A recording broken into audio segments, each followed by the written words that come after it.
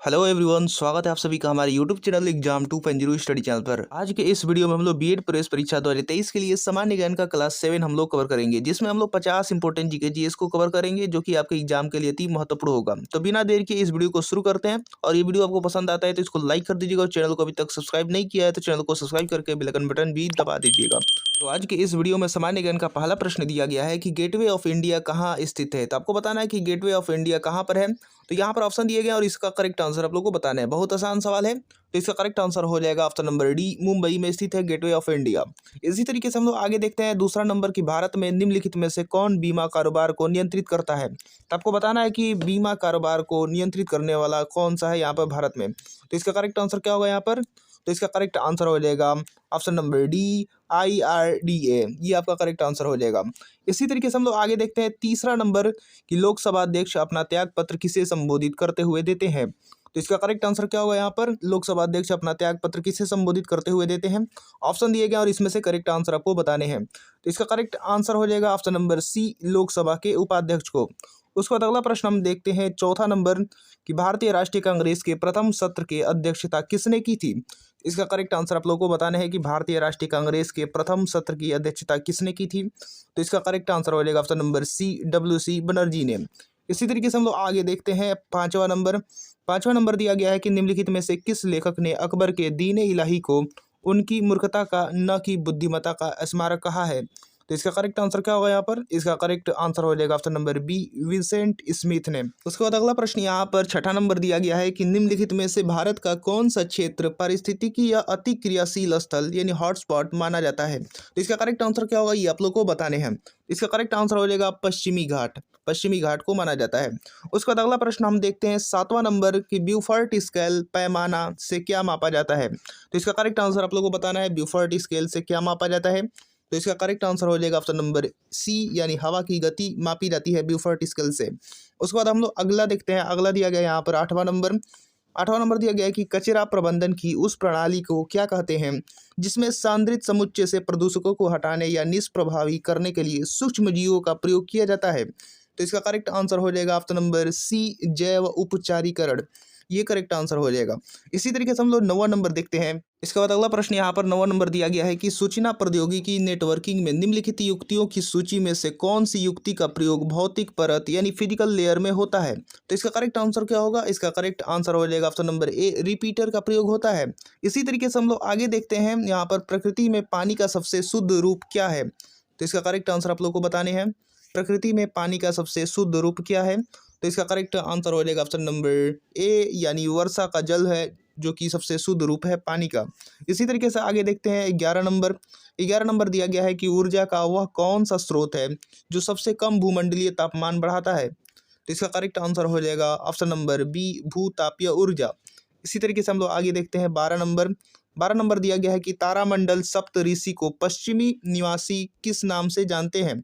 इसका correct answer क्या हो जाएगा।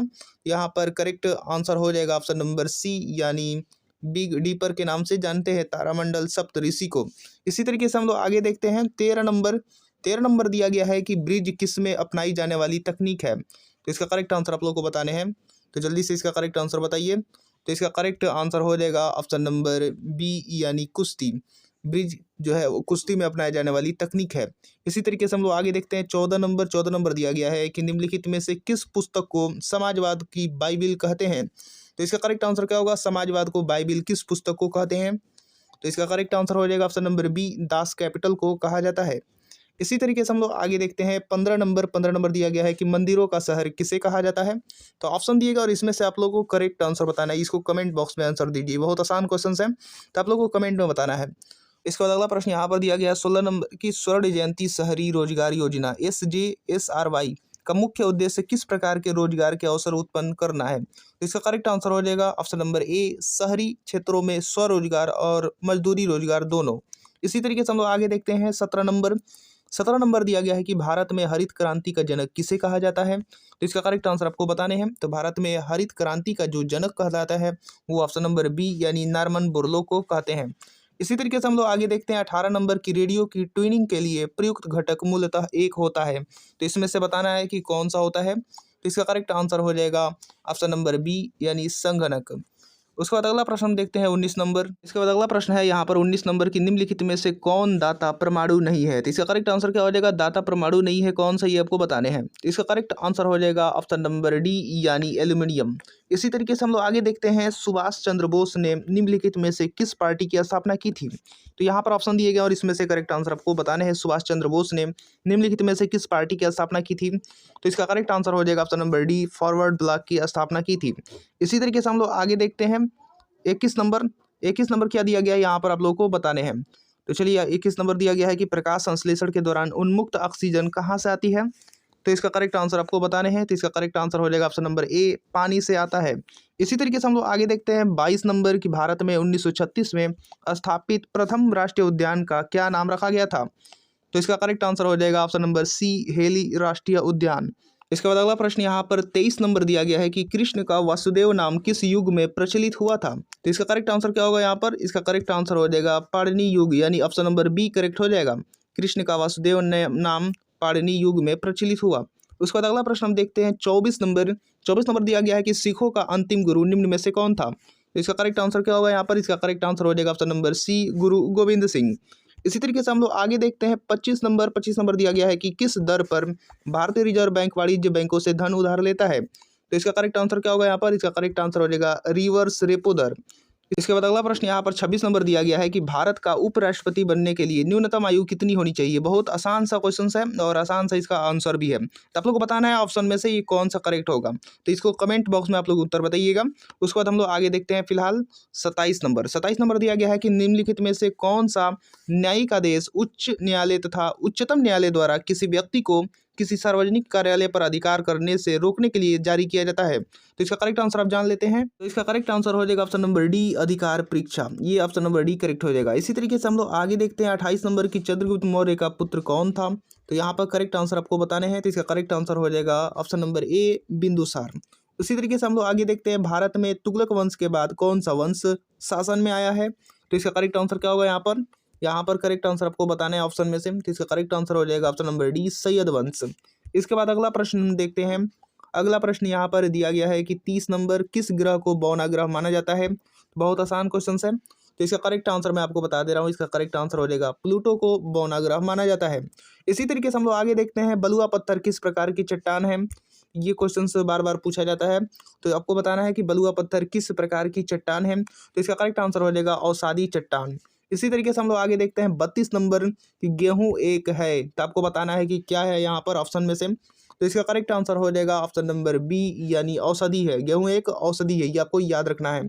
इसी तरीके से हम लोग आगे देखते हैं 33 नंबर कि सांप कछुआ छिपकली तथा मगरमच्छ जंतुओं की किस श्रेणी में आते हैं। तो आपको बताना है कि सांप कछुआ छिपकली तथा मगरमच्छ जंतुओं की किस श्रेणी में आते हैं। तो इसका करेक्ट आंसर हो जाएगा ऑप्शन नंबर सी यानी सरीसृप में आते हैं। इसी तरीके से आगे देखते हैं 34 नंबर कि मृदा में जल तनाव मापने के लिए प्रयोग किए जाने वाले यंत्र को क्या कहा जाता है। तो मृदा में जल तनाव मापने के लिए प्रयोग किए जाने वाले यंत्र को हम लोग कहते हैं ऑप्शन नंबर डी यानी तनाव मापी कहते हैं मृदा में जल तनाव मापने के लिए। इसके बाद अगला प्रश्न यहाँ पर दिया गया है कि बल का एसआई मात्रक क्या है, यानी फोर्स का बताना है। एसआई यूनिट बल का एसआई मात्रक क्या है। तो इसका करेक्ट आंसर आप लोग को कमेंट बॉक्स में देना है। तो आप लोग कमेंट बॉक्स में देंगे और ये बहुत ही आसान क्वेश्चन है, तो जो सबको याद होगा। तो कमेंट बॉक्स में हमको बताइए। तो इसका करेक्ट आंसर जो आपको कमेंट में बताना है। इसके बाद देखते हैं अगला प्रश्न यहाँ पर दिया गया है कि निम्नलिखित में से कौन सा एक बुरा ऊष्मा परिचालक है। तो इसका करेक्ट आंसर हो जाएगा शीशा जो है वो एक बुरा ऊष्मा परिचालक है। उसके बाद अगला प्रश्न हम देखते हैं 37 नंबर दिया गया है कि नीति आयोग का निर्माण निम्नलिखित में से किस संस्था के स्थान पर किया गया है। तो इसका करेक्ट आंसर क्या होगा यहाँ पर, इसका करेक्ट आंसर हो जाएगा योजना आयोग के स्थान पर किया गया है। इसी तरीके से अगला प्रश्न हम देखते हैं 38 नंबर दिया गया है कि पहली काम करने वाली लेजर का आविष्कार किसने किया था। तो इसका करेक्ट आंसर क्या होगा, तो पहली काम करने वाली लेजर का आविष्कार किसने किया था। तो इसका करेक्ट आंसर हो जाएगा ऑप्शन नंबर सी TH मैमन ने किया था।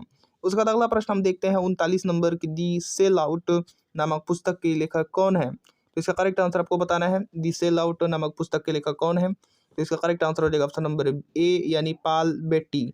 इसका correct answer option number A हो जाएगा। इसी तरीके से अगला प्रश्न हम देखते हैं 40 नंबर के निर्माण के पश्चात आज़ाद हिंद फौज अंग्रेजी भारतीय सेना के विरुद्ध क्षेत्र में कार्यवाही कर रही थी। तो किस क्षेत्र में कार्यवाही कर रही थी ये आपको बताने हैं। तो इसका करेक्ट आंसर हो जाएगा, यहाँ पर मैं आपको बता दे रहा हूँ, तो इसका करेक्ट आंसर हो जाएगा ऑप्शन नंबर डी, यानी इम्फाल कोहिमा में कार्यवाही कर रही थी। उसके बाद अगला प्रश्न हम देखते हैं 41 नंबर की, महाराष्ट्र के पोला त्योहार में किस जानवर की पूजा की जाती है। तो इसका करेक्ट आंसर आप लोग को बताना है। तो इसका करेक्ट आंसर हो जाएगा ऑप्शन नंबर बी, वृषभ। वृषभ मतलब बुल को यहाँ पर पूजा की जाती है, ये आपको याद रखना है। इसी तरीके से हम लोग आगे देखते हैं। इसके बाद अगला प्रश्न यहाँ पर 42 नंबर दिया गया है कि भारत का संविधान भारत के महान्यायवादी की नियुक्ति का अधिकार किसको देता है, यानी महान्यायवादी यानी अटॉर्नी जनरल की नियुक्ति का अधिकार किसको देता है। तो इसका करेक्ट आंसर हो जाएगा ऑप्शन नंबर बी, राष्ट्रपति को देता है। उसके बाद अगला प्रश्न यहाँ पर 43 नंबर दिया गया है कि किस देश की राइस्टेक कंपनी ने 1900 के दशक में बासमती चावल पर एक स्वाधिकार प्राप्त करने का प्रयास किया था। तो इसका करेक्ट आंसर हो जाएगा ऑप्शन नंबर सी, संयुक्त राज्य अमेरिका ने। उसके बाद अगला प्रश्न यहाँ पर दिया गया है कि भारत का मूल रूप संविधान किसके द्वारा हाथ से लिखा गया था। तो आपको बताना है कि भारत का मूल रूप जो संविधान है वो किसके द्वारा हाथ से लिखा गया था। तो इसका करेक्ट आंसर हो जाएगा ऑप्शन नंबर सी, प्रेम बिहारी नारायण रायजादा द्वारा। इसके बाद अगला प्रश्न यहाँ पर 45 नंबर दिया गया है कि जब महात्मा गांधी को रेलगाड़ी से जबरन उतारा गया तब वे दक्षिण अफ्रीका में कहाँ जा रहे थे। तो इसका करेक्ट आंसर आप लोग को बताने हैं। तो इसका करेक्ट आंसर हो जाएगा ऑप्शन नंबर ए, प्रीटोरिया जा रहे थे। इसी तरीके से आगे हम देखते हैं 46 नंबर कि निम्नलिखित में से नृत्य का कौन सा प्रकार असम से संबंधित है। आपको बताना है कि असम से संबंधित यहाँ पर कौन से नृत्य का प्रकार है। तो इसका करेक्ट आंसर हो जाएगा ऑप्शन नंबर सी, यानी बिहू। बिहू जो है वो असम का नृत्य है। उसके बाद अगला प्रश्न हम देखते हैं, योजना के तहत खोले गए सभी बैंक खातों में ₹5000 ओवरड्राफ्ट की सुविधा दी गई है। तो किस योजना के तहत खोले गए सभी बैंक खातों में 5000 ओवरड्राफ्ट की सुविधा दी गई है, आपको बताने हैं। तो इसका करेक्ट आंसर हो जाएगा ऑप्शन नंबर सी, प्रधानमंत्री जन धन योजना के तहत। उसके बाद अगला प्रश्न यहाँ पर 48 नंबर दिया गया है कि मौर्य राजवंश की स्थापना मगध में हुई थी, जो वर्तमान में किसके नाम से जाना जाता है। तो इसका करेक्ट आंसर हो जाएगा ऑप्शन नंबर सी, बिहार के नाम से जाना जाता है वर्तमान में। उसके बाद अगला प्रश्न हम लोग 49 नंबर देखते हैं। 49 नंबर दिया गया है कि निम्नलिखित में से कौन सा अंग अप्रयुक्त या क्षतिग्रस्त बिम्बाणु को हटाने में सक्षम है। तो इसका करेक्ट आंसर क्या होगा, यहाँ पर इसका करेक्ट आंसर हो जाएगा तिल्ली। उसके बाद अगला प्रश्न हम देखते हैं। इसके बाद अगला और इस वीडियो का लास्ट प्रश्न यहाँ पर दिया गया है 50 नंबर की, मिश्र धातु गुलाब सोने यानी रोज गोल्ड में सोने के अलावा अन्य कौन सी धातु शामिल है। तो इसका करेक्ट आंसर हो जाएगा ऑप्शन नंबर डी, तांबा जो है वो शामिल है। तो ऑप्शन नंबर डी करेक्ट हो जाएगा। तो उम्मीद करता हूँ कि वीडियो आपको पसंद आया होगा, और अभी तक आपने इस चैनल को सब्सक्राइब नहीं किया है तो चैनल को सब्सक्राइब कर लीजिए और साथ में बेल आइकन बटन भी दबा दीजिए, ताकि हमारा एक वीडियो का नोटिफिकेशन आपसे मिस ना हो सके। तो मिलते हैं अगले वीडियोज़ में।